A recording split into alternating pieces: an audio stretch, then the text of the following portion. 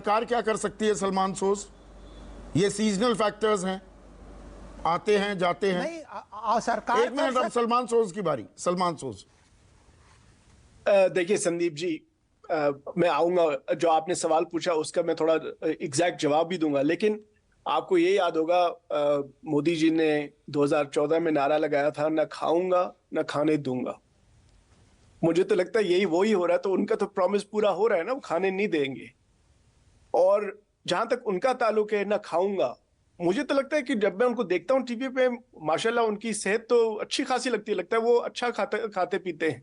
लेकिन बाकी लोग तो उन्होंने थोड़ा बुरा हाल कर दिया। इन्हीं के एक लीडर हैं, मिनिस्टर भी हैं, उन्होंने नारा लगाया था, मोदी जी आएंगे चीनी 13 रुपए में देंगे। 13 रुपए per किलो चीनी का भी चूना लग गया। आपने खुद कहा कि अब टमाटर की ट्रक को भी लूटा जा रहा है, बाउंसर लगाने पड़ रहे हैं। तो जो बच्चे, जब हमारे छोटे बच्चे वो स्पाइडरमैन और सुपरमैन की बात सुनते थे, अब वो महंगाई मैन की बात सुनते हैं। अब ये सब छोड़िए, मैं अब जो आपने भी डिटेल्स बताई और कि प्राइसेस कितनी ज्यादा हैं। जीरा जो है 375 से, जनवरी में 375 से 700 रुपए। अब अगर आप लाल मिर्च को देखें 250 से 350, ऐसे तो अब सब लोगों को पता है कि क्या हो रहा है। लेकिन मैं आपको इन्फ्लेशन, जो ये प्राइस राइज है, इसका मैं थोड़ा, ये महंगाई जो है, इसका मैं आपको एक बताना चाहता हूं, इसका इम्पैक्ट जो हिंदुस्तान के गरीब और low income and middle income families है उन पे क्या है। देखिए, इन्फ्लेशन का मतलब एक हिसाब से क्या है। अगर कोई इंसान 1000 रुपए कमा रहा है, तो जब आपकी इन्फ्लेशन है और इतनी ज्यादा हो रही है, और आपकी फूड प्राइस आइटम, क्योंकि फूड प्राइस जो है, जो खाने पीने की चीजें हैं, ये जो आप इनकम कमाते हैं उसका एक बड़ा हिस्सा जो बनता है वो खाने पीने की चीजें होती, खास तौर से उन लोगों के लिए जो गरीब हैं, जो लो इनकम हैं, जो मिडिल इनकम फैमिलीज हैं। जब आप खाने पीने की चीजों में ज्यादा खर्चा करते हैं, तो बाकी चीजों के लिए आपके पास कम पैसा रहता है, चाहे वो एजुकेशन हो, चाहे वो हेल्थ हो, चाहे आपका कोई स्कूटर हो। उसी में आप देखिए क्या हो रहा है। जो हमारे जो देहात हैं, रूरल एरियाज हैं, उनमें मोदी जी के टाइम में जो वेजेस जो उनको पैसा मिलता है, जिससे वो फिर चीजें खरीद सकें, जिससे वो अपनी जिंदगी चला सकें, रियल सेंस, यानी कि रियल वेजेस, जैसे इन्फ्लेशन एडजस्टेड, यानी कि महंगाई को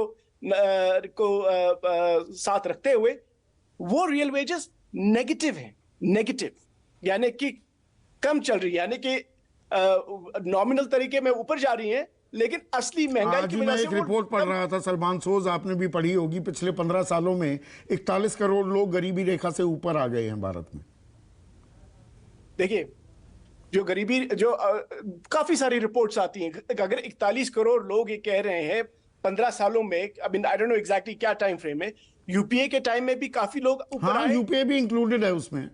हाँ, यूपीए भी। लेकिन आपको ये भी याद होगा शायद संदीप भाई, कि 2018-19 में एक रिपोर्ट गवर्नमेंट ने गायब कर दी।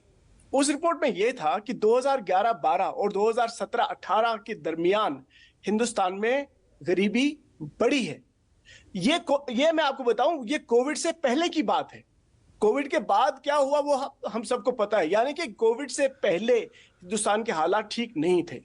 तो ये जो मैं आपको कह रहा था कि जो लो इनकम फैमिलीज हैं, गरीब फैमिलीज हैं, और जो रूरल एरियाज में वेज ग्रोथ है, रियल वेज ग्रोथ, वो जब नेगेटिव है, तो उसका इंपैक्ट किस तरह से फिर इकोनॉमी पे पड़ता है। आप फिर चीजें खरीद नहीं पाते हैं। अगर आपको एक टूथपेस्ट खरीदना होता है, उस पर आप जब 12% जीएसटी लगाते हैं, उससे आपका और भी परचेसिंग पावर कम हो जाता है। और फिर एक और डेटा पॉइंट हमारे सामने है कि जो हिंदुस्तान के 50% जो लोग हैं, जो 50% बिलो, जिनकी एवरेज जो इनकम है, जो नीचे के हिस्से में आते हैं, 50% एंड बिलो, वो तकरीबन 65% जीएसटी भरते हैं। अब खुद ही सोचिए, एक साइड से आपके खाने पीने की ये महंगाई है, दूसरे साइड से आपकी जो इनकम ग्रोथ है वो ज्यादा नहीं है, और वही 50% जो बॉटम 50 हैं, वो 13% कुल कमाई की हिस्सेदारी है।